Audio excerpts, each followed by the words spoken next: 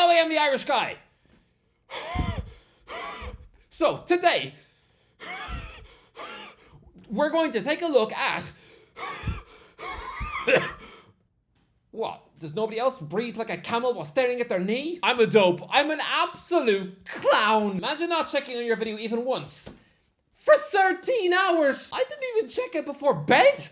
Never asked me to babysit your kids. I would clearly give the toddler a scissors and then go downstairs to slap on season 1 of Breaking Bad. I didn't even have any nightmares telling me to wake up and check the video. No, instead I was dreaming about getting beaten up by Bugs Bunny. Okay, for anyone who was unfortunate enough to witness the last night's unedited video, oh, please raise your hand. Yeah, I bet it was like getting a glimpse of those naked granddads in the showers at your gym. I bet it was like sitting through a videotape of a pig making out with a horse. Usually on a DVD menu, when you click behind the scenes, when you get a peek behind the curtain, you see how the genius filmmakers created the dinosaurs in Jurassic Park. Yeah, on the Irish Guy channel, behind the scenes is apparently watching a weird looking Irish goblin repeatedly staring at his lap, waffling about Spider-Man and breathing like a dying wildebeest. Honestly, you should have seen me just casually checking my video this morning. I move quicker than a little person trying to escape Yamal's dungeon. Lads, this is a raw and edited file. I could have said anything. What if I decided to pause the video to lick cheese off my armpits? Imagine if I picked my nose. Imagine if I chose in that moment to chuckle to myself out loud about the time I chewed and threw Jordy's toothbrush at half time of a kickoff show. Imagine if I'd practiced kissing on my hand. I hope that nobody would see that video. Oh no!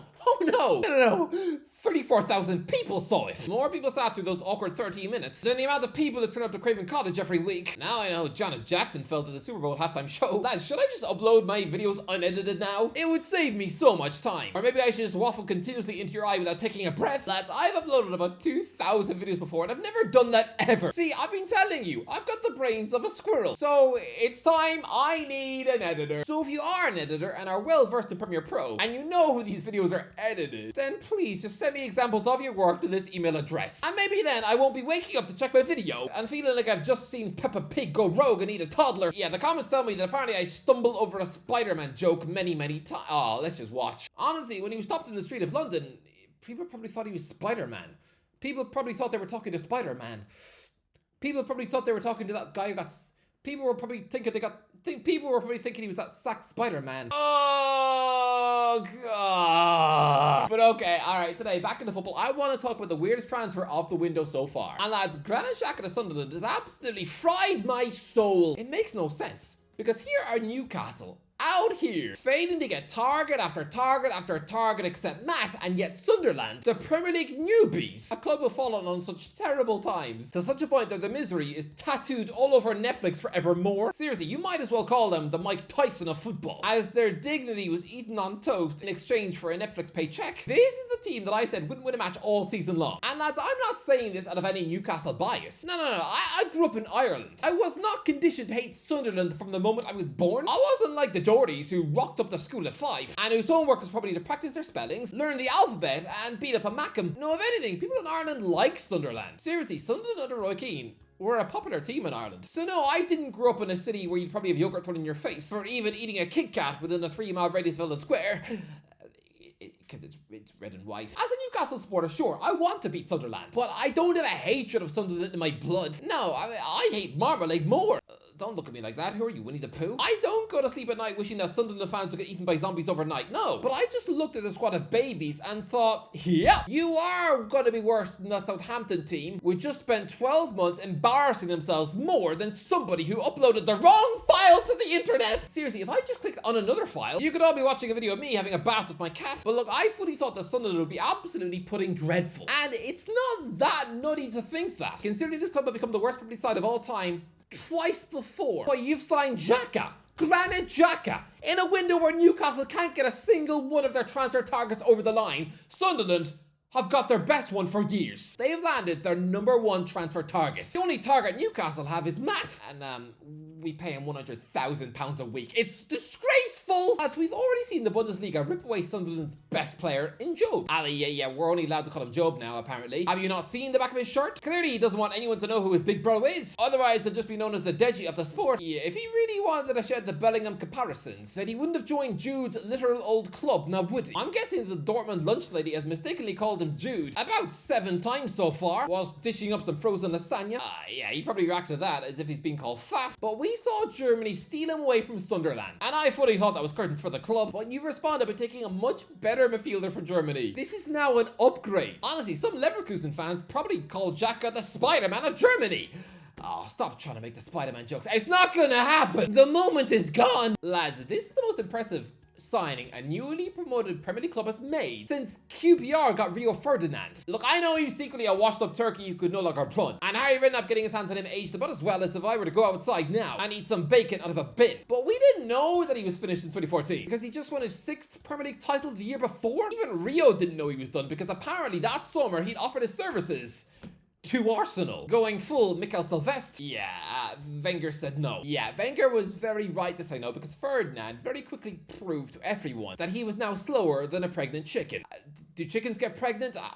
I don't know. But then again, I'm someone who uploaded the wrong file to the end. I'm an idiot. Ferdinand's time at QPR went about as well as his boxing career. Turns out his options in 2014 were actually QPR or Hull. I mean, for a multi-millionaire superstar, that must have been a punch to the ego. A bit like being part of a 5-star cabin crew on a swanky aeroplane and still making Britney Spears choose between a moldy bacon sandwich or a buttered toast. Xhaka is not what Rio was 13 years ago. He recently became a Bundesliga invincible. His stats in Germany were amongst the best in the league even last season. He was such an important player for the Leverkusen success that I'm convinced if he was 6 or 7 years younger, Xabi Alonso would have brought him to the Bernabeu to replace Modric in midfield. He's an absolutely terrific footballer who was actually an Arsenal success. I know people just remember the fans tearing into him for being a Hamroll fan after he responded angrily to getting booed, but lads, that was years ago, and he actually fought his way back into the team in an era where Arteta was happy to kick big stars out of the team. People don't want to admit it, but Xhaka was quietly a really excellent buy. Come on, he played 40 plus matches for Arsenal in 6 of his 7 seasons at the club. In fact, his level of consistency on his career has been really frightening. He squeezed 733 football matches into just 15 seasons, including 137 Switzerland caps. He's like the Swiss Frank Lampard. He never misses a match. He's the joint 97th most capped footballer of all time. He's barely missed a game all his career. He's a sensational footballer still who would still walk in the most midfields in the league. So please tell me, why? Why is he at Sunderland? It makes about as much sense as the plot in Spider-Man 3. Erik Ten Hag is a walking sack magnet. We know he is because if you remember from his time at Old Trafford, he was a grumpy, surly old man who never smiles. Seriously, he looks like a depressed Heisenberg. He's like that cranky neighbor of yours who only answers the door on Halloween to tell the children they look fat. Yeah, maybe it's just a Manchester United thing, right? And when he's away from that cauldron of unhappiness, he might actually relax a little and, who knows, crack a joke. Now, he successfully managed to scare his captain out the door because apparently this all stemmed from Xhaka feeling miffed when he wasn't contacted until 3 weeks after Ten Hag took the Leverkusen job. Now, reports say that Erik wanted to give his players time and space before he contacted them.